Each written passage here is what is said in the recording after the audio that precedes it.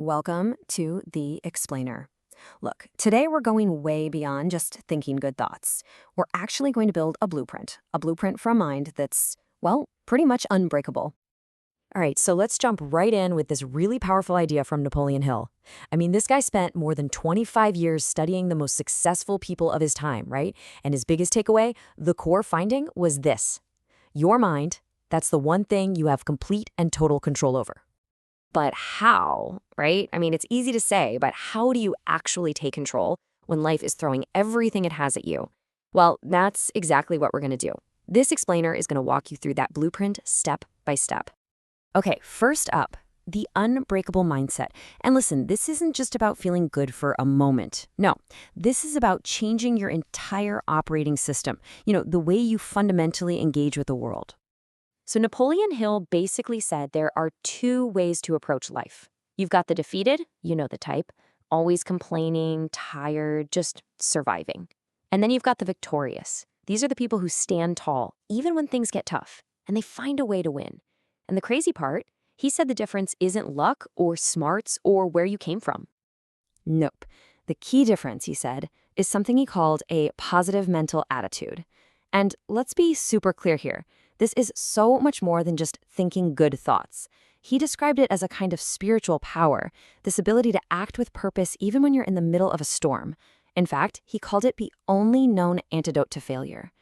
Think about that. And look, this isn't just some old school philosophy from 100 years ago. Not at all. Modern positive psychology has actually given us a scientific framework that backs all of this up and really explains this power.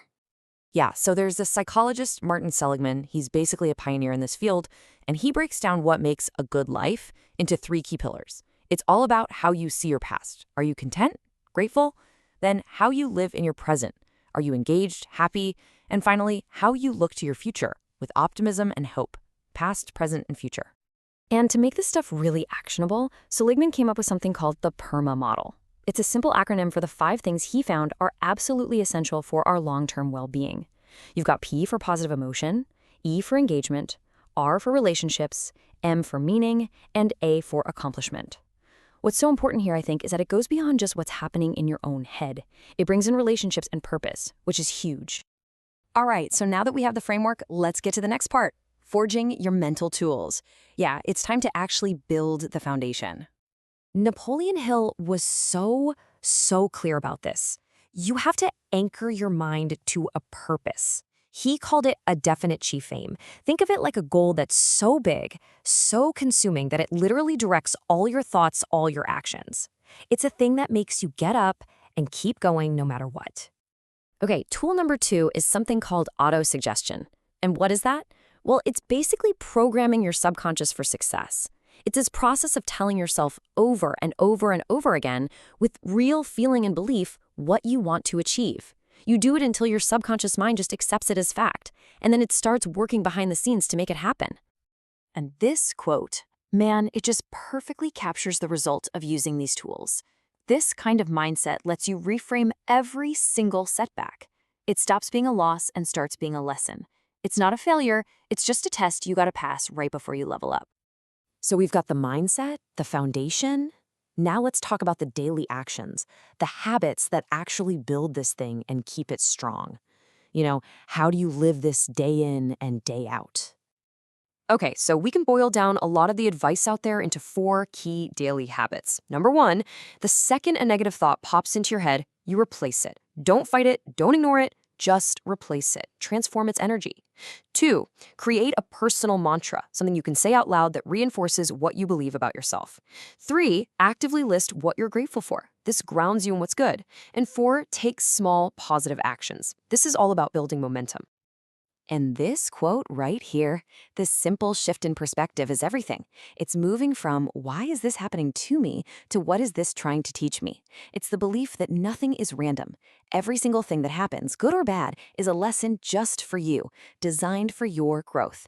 It's not a setback, it's a setup. But let's be real. What happens when you mess up? Because you will. We all do. What happens when you snap at your kids or you drop the ball at work?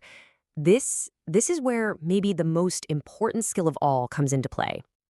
You know, the clinical psychologist Dr. Becky Kennedy puts it so well. She reminds us that perfect parenting, or hey, perfect living, it's just not a thing. It's impossible. Making mistakes and struggling doesn't mean you're a failure. It just means you're human. It comes with the job.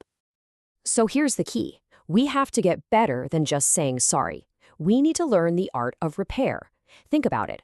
A quick apology is often about shutting the conversation down, right? I'm sorry, can we just move on? But a real repair, it does the exact opposite. It opens the conversation back up. The whole point is to reconnect after that break. And this repair process, it's got three main parts. First, and this is so important, you repair with yourself first. You have to remind yourself, I'm a good person who just had a really hard moment, okay? Then, second, you go to the other person. You name what happened and you take full responsibility, no excuses. And third, you state clearly what you're going to try to do differently next time. And please remember this. It is never too late to repair. I mean it.